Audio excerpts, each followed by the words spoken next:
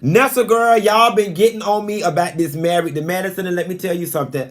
For another year, Married to Medicine has been the best reality TV show on TV now, and I keep saying it is because the storylines are real and authentic. So let's just jump right on in. I know I owe y'all 2 episodes. I'm gonna combine the last 2 episodes in this one video, and it actually works out because I was checking my notes from both of the shows, and I didn't have a whole lot of notes for either episode, so this works itself out.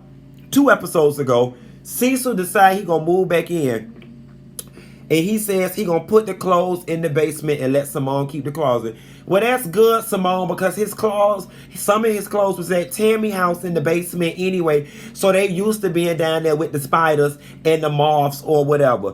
Heavenly stopped by Quad Town House and didn't want to use her elevator. Or the matter of fact, the next time I get to Atlanta, I got to go around there and see what all Miss Quad got going on round up in there. She got her furniture in there, her furniture, or Greg furniture, or whoever. She got some furniture in there. Now, who furniture it is, that is yet to be determined.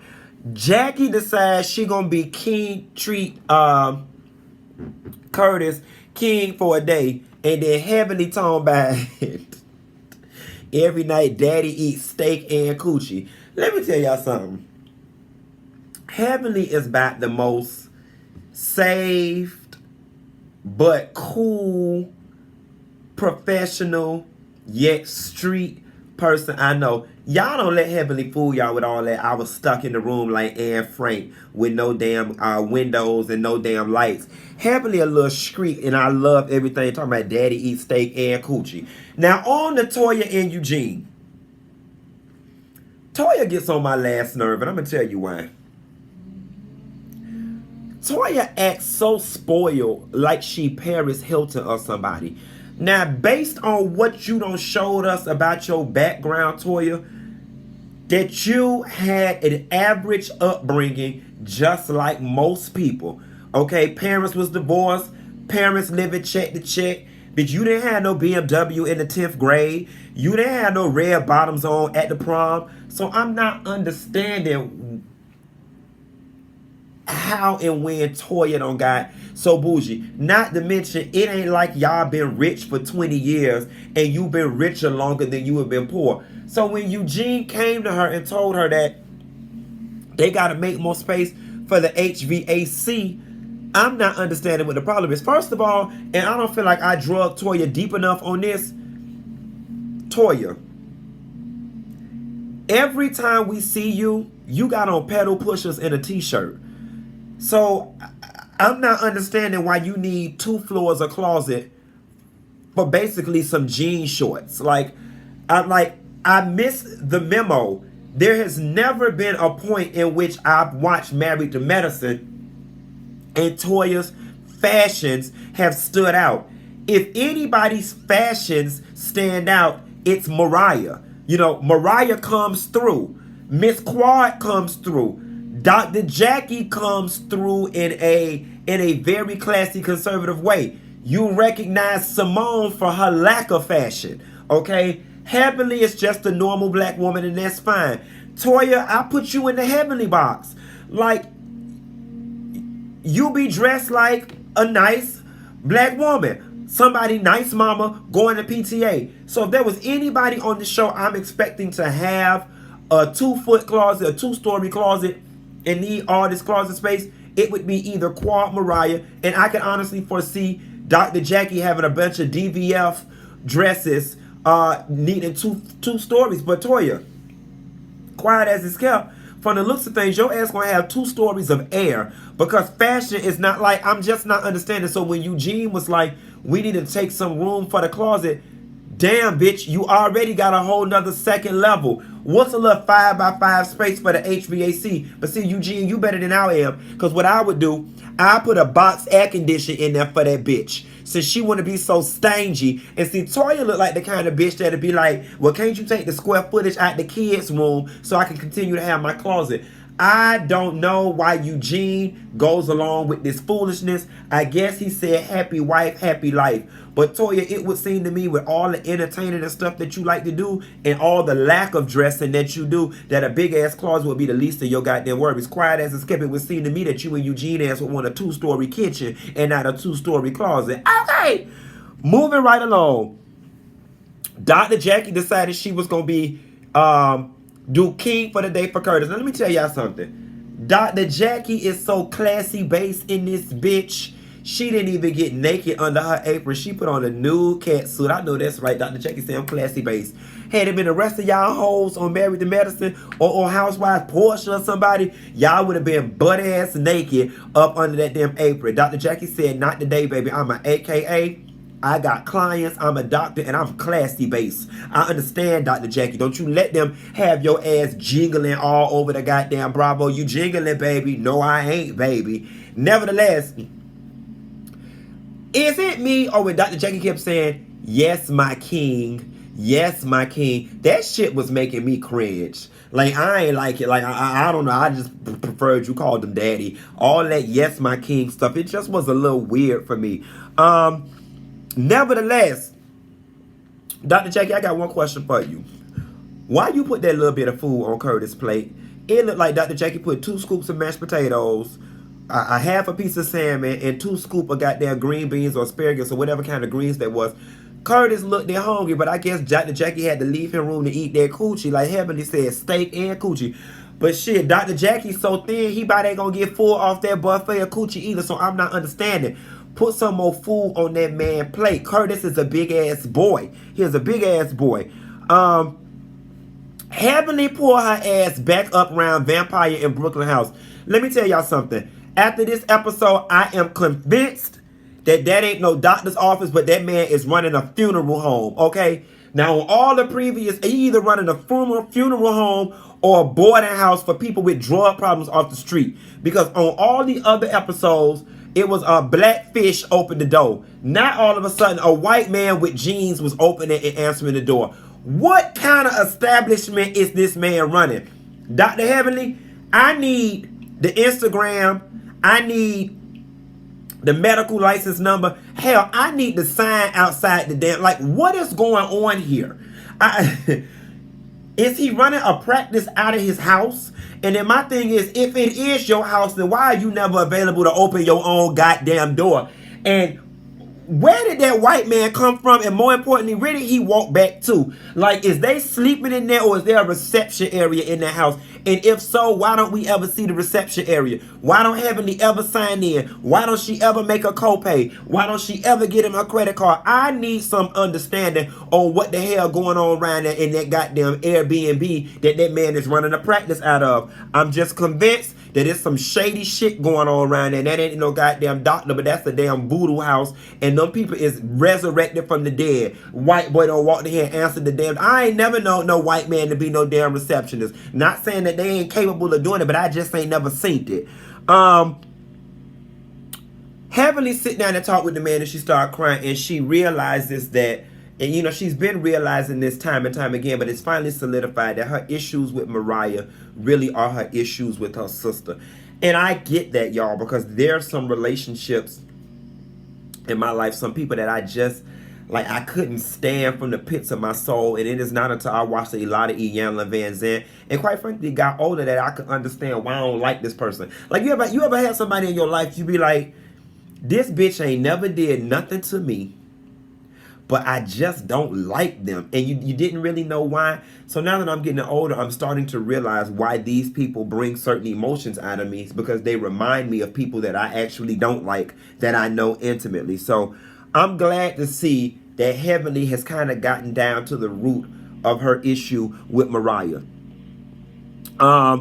Simone and Cecil throw a welcome back to our house party. And Curtis came around there. First of all, they had moles or whatever. Now, Curtis came around there and stacked his plate to the goddamn top. Curtis had so much damn food on that plate, the shit was about to fall when he walked. That's because he was still hungry from Dr. Jackie King for the day thing when she put 2 scoops of salmon on there. That he done came around Simone them house about to eat them out of house and home. And you know, Simone ain't even used to feed it. A house full of people. Yeah, she been living alone. She been living a single life. And Curtis done ate up all the party goers' food. I bet Simone ain't had no moles that she had to throw away. Dr. Jackie, feed that man. Feed him. The men go down to the basement and shouts out to Tish. I know Tish. She work at 617 Cigar Bar on Spring Street. Hey Tish, tell everybody at 617 I said hello. And I'ma see y'all. But not when I get my hair done, because I hate coming out there smelling like smoke and incinerator from the funeral home. But hey, Tish. Nevertheless, the men went down there, and they was talking in full line. And then Dr. Heavenly came out down there and very disrespectful and talking about, Daddy, why you sitting over here by the hose? Now, Heavenly, that wasn't cool. That wasn't cool. And he was sitting over there by the holes because the men was tired of sitting up there with the grannies. But that was a cute little situation that they had, a cute little contrived scene. And the ladies was upstairs, and once again, they get the damn arguing. Now, Toya,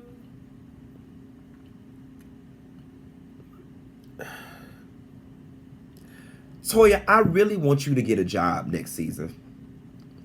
I want you to get a job, or I want you to start a business, because you put so much focus and emphasis on things that people don't even think about. Why is it that you felt it was appropriate to ban Quad from the couples trip? You know, I just think the next time we go on a couples trip, it should be couples. Here's my thing. It's not like her being there affects you guys one way or another. You're already used to her being there, okay? Because see, here's the next thing. Let's just say next year she don't go. Then y'all gonna be coming back saying, yeah, we wish you were there. You don't even know if the girl gonna have a damn boyfriend the next damn time. Hell, she might even bring her gay friend. She might even bring me. You know what I'm saying? Just to level it out. It just seemed, I don't know, Toya, it just seemed, of all the things you could have been worried about in that moment, that's what you decided to bring up. That was tired as hell. Moving on to the most recent episode. Dr. Jackie had Jessica Dime show up to the thing. Now, here's the thing. Married to Madison, Love and Hip Hop Atlanta, somebody's showing scenes all out of sequence, and I'm believing it's Married to Madison because Jessica Dime been had her baby. Not only did she been have her baby, she been had her baby like 6 months ago. And this is like the last episode of Married to Madison. So one would think that this episode was probably filmed maybe 3 months ago. Something was all out of sequence, but it was nice to see Jessica Dime. And like we said before, Dr. Jackie got the whole Atlanta sold up with her medical practice. Simone goes off on Cecil. Simone and Cecil went out to eat, and somehow or another that conversation went left. Now here's the thing. I'm on Simone's side with this one. Cecil, why are you unable to, like, Cecil, as smart as he is, and as much as I like Cecil, he just looks totally clueless as it relates to what Simone is going through. Like, he looks, I mean, maybe he doesn't get it. I'm just not understanding why Cecil does not understand how Simone feels about Tammy. And it's starting to leave me to believe that Cecil cares more about Tammy's feelings than he does Simone's. Because she's simply saying, Cecil, you had an emotional affair on me. Then Simone finds out that Cecil went to dinner with the bitch. Is what he called a bitch that had no respect for my marriage. Let's take a moment and talk about this for a second. I never agreed with Cecil completely ending his relationship with Tammy. I never agreed with that. I think it was unwarranted. I think that their relationship should have been modified. At the point in which Simone allowed Tammy to stay at her house for 8 days without putting her out, at the point in which Simone allowed Tammy to go golfing with Cecil, so on and so forth, suggests to me that Simone does not believe Cecil has had sex with Tammy. They haven't had a sexual relationship. It would seem to me that if Cecil didn't allow it to get too far, Simone would not have minded Cecil and Tammy being friends. I do agree with Simone in the sense that Tammy has no respect for her marriage. Because Tammy, you don't go stay at nobody's house 8 days and you live in the same city. First of all, you don't go stay at nobody's house 8 days and you go out of town. When you go to family and friends' house for Christmas, you do 3 days, you do 5. The most. First of all, who don't want to be in their house that damn long? Do I think that Tammy may have feelings for Cecil? Possibly. I don't know her well enough. Do I think that Cecil is very comfortable confiding in Tammy? Most definitely. Do I think that Cecil can talk to Tammy in a way that he can't talk to Simone? Sure. I think that they should have modified the relationship. I also think that Tammy should have sat down with Simone and said, woman to woman, Simone, I understand how it is you feel, and I'm sorry, I'm going to pull back and dial back. Here's the thing, Simone and Tammy. It ain't about, Simone and Cecil, it ain't about y'all creeping around. But shit, Simone is at work 15 hours a day. She can't control who you on the phone with. Cecil, your ass ain't working. You said you got laid off or something like that. Go to lunch with her in the daytime. You know what I'm saying? Have fun with her. Don't be with her every weekend. I just feel like there was a way Cecil and Tammy could have still been friends in a way that was respectful of Simone and her feelings. I think Cecil going out to dinner with Simone and it setting Simone off was a byproduct of Cecil doing something he never really wanted to do, which was cut Tammy off completely. Like I said, if they were not having a romantic relationship, I don't understand what would have been the problem with them continuing to be friends. Like, I don't know that I would be able to cut a friend off and they did not do anything. I may be wrong because I'm not married. Y'all drop that in the comments and let me know.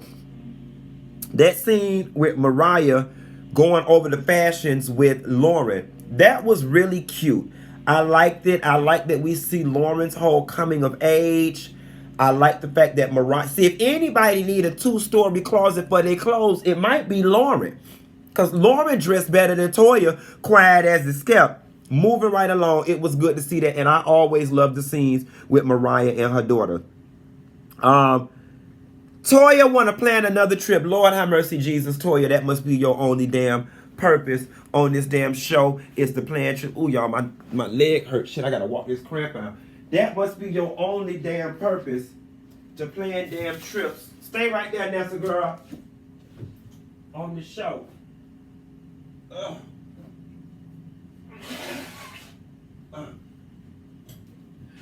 Oh, shit.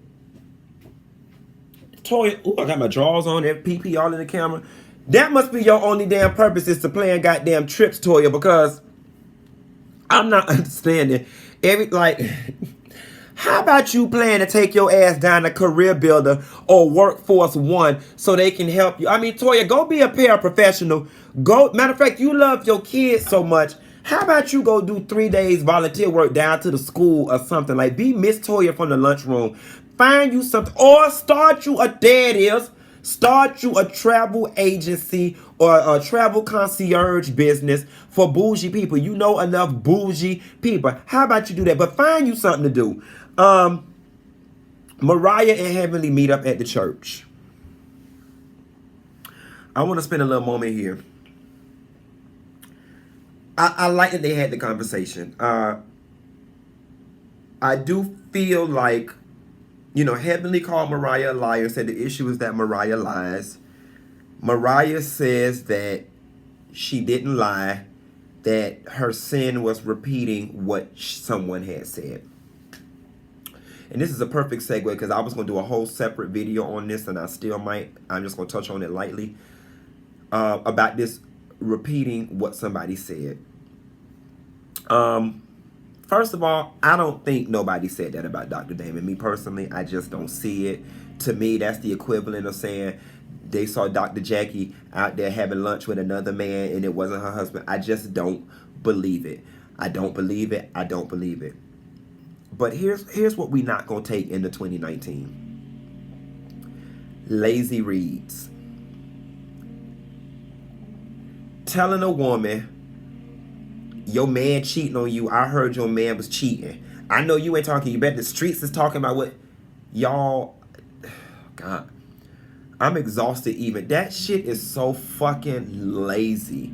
It's so cliche. It's such the go-to. It's lazy. So what we not gonna do in 2019 is come with the I heard reads, because the I heard reads are so easy. You could hear anything. I heard your man stuck his dick in the chicken. I heard Dr. Heavenly cheating. I heard. You can, like, listen, if you're not finna come with substantiated evidence, I heard from Shanika down at Salon Panay last Wednesday at 8:30 when I was getting a pressing curl that that's the level of detail and specifics we need if you are going to carry the I heard tea. The streets is talking. If the streets is talking, bitch, I need to know that you was on the corner of 17th and Peter Street, standing outside a 2 Chainz restaurant, eating an icy with 2 pair of bamboo earrings in your ear when you heard the streets talking. We need specifics. If not, stop it already with the character assassination with the I heard. Because you can do I heard, fill in the blank, and hear any damn thing. It's late and it's lazy. And then it's an easy, that's just what I heard. I just repeated what I heard. Like, girl, if you're going to come at people in 2019 with the I heard, please be prepared to tell who and where you heard it from. Or if not, shut the fuck up. We're not taking no more lazy reads in 2019. That bus ride. Now, when Simone, listen, I heard Cynthia Bailey said to me one time, she always gets very nervous whenever they have to do a group dinner scene with the whole cast because you already know what's about to happen. The same holds true for Married to Medicine. Whenever they ask get on a bus, a boat, or go on a trip, and it's all of them, it's about to be some mess. I don't know why, for the life of me, or the life of her, Simone thought it was a good idea for them to sit on that bus and go round and round and bring up flaws. You see Quad was sitting there like, girl, this is going to be a mess. And then Contessa ass refused to even bring up a damn flaw. Contessa, your ass got some goddamn flaws. Your biggest flaw is that you draw conclusions way too goddamn quickly and you don't know how to let shit go. Quiet as it's kept. And you know, your husband gives me a Eugene tea in the sense that he don't check your ass sometime when you need to be checked. Contessa, I like you. I actually like you a lot because you are around the way chick and you very matter-of-factly and straightforward like me, much like me. I bond with you on that. But I side-eye you, Contessa, because you seem to lack the ability to completely own certain things sometime, and you can be a bit self-righteous. Nevertheless, Simone, that was a horrible idea. On top of that, Contessa, after you and Toya get into the damn argument on the damn bus, and you told her that you would choke, she sounded like she wanted to get choked out. And Toya, I don't know why you stood up, because Contessa would beat the shit out of you. And, you know, she would karate chop the shit out of you. But Contessa, what? Oh, let me back up. Oh, no, let me not back up. Let me go forward. Then y'all got to the table at the wine bar. And out of nowhere, Contessa brings up more shit about her and Toya and Eugene having the same BMI, basically calling Toya fat. That was a blow. It was a dig. It was low, and it was unsolicited. Like, I guess Contessa mind ain't quick, and she thought about that read on the bus, and she said she had to get it out. But I'm going to tell you one thing I respect about that scene, and I feel like this should have been done a long time ago. Do y'all see the way Quad nipped that Toya hit her in the chest thing in the bud? Like, there's just a certain energy you can convey to nip some shit in the bud. And Quad was like, listen, in all honesty, look at me. Nobody at this table is like this. You was dead ass wrong for Contessa with that hit you in the chest shit. Nobody is like that. I honestly felt like somebody from the team should have done Contessa like that the moment she said that way back when they was in Tiga, somebody should have said, Contessa, cut that shit out. Now, Toya is a lot of things. We petty in this group, but nobody is that malicious to punch no woman in her chest or elbow a woman that had surgery. And you saw Contessa ate everything Quad said and she received it because Contessa knows good and goddamn well that Toya did not do that on purpose, and she knows good and goddamn well that nobody in the group would do that. Like, I mean, that's assault. That's a different kind of low. Who would do that? You know what I'm saying? So shots out to Quad. Now Quad normally can't nip her own shit in the bud and nip nobody else shit in the bud, but she nipped that shit in the bud. And shots out to Contessa for being able to receive it. Contessa couldn't even argue it, and all the rest of the women were looking at her like, bitch, we wish you would try to argue this point. You know good and goddamn well. And I ain't even the biggest fan of Toya this season, but she did not do that, Contessa, and that was very ugly. And I trust and believe your ass gonna catch it at the reunion about that. Last but not least, you know, Mariah with the situation with Aydin. You know, it's just so funny because I've been talking to friends lately about going to the doctor when we're not well, and so many times, especially as black people, we have stomach aches or headaches or whatever that linger. Be like, oh, I'm just gonna lay down, I'm just gonna take some Tussin, I'm just gonna take a Benadryl, foot be bleeding, and you're gonna take a Benadryl or some Tussin. And lo and behold, Aydin unfortunately had diagnosed with viral meningitis. And what I love, the ladies didn't say, Mariah, go on, we understand. They said, bitch, let's go try. They got on that bus with them people, wine glasses and everything, didn't even pay the check. Girl, from what I heard, they still got a balance down there to the goddamn winery, just left. But that's what you supposed to do. And they supported Mariah and got her back home, because in that moment, this TV shit don't matter, and that's what friends are for. Married to Medicine had it going on. I had it going on how many minutes? Girl, this thing 25 minutes. So I hope y'all hoes is satisfied. Y'all be sure to like and subscribe. I'ma go eat. I'ma take me a little tour. Y'all, do I have to do Housewives today, or y'all gonna let me do it tomorrow? Let me do it tomorrow so I can enjoy this last day in New Orleans. And I'll call you later, Nessa girl. Bye.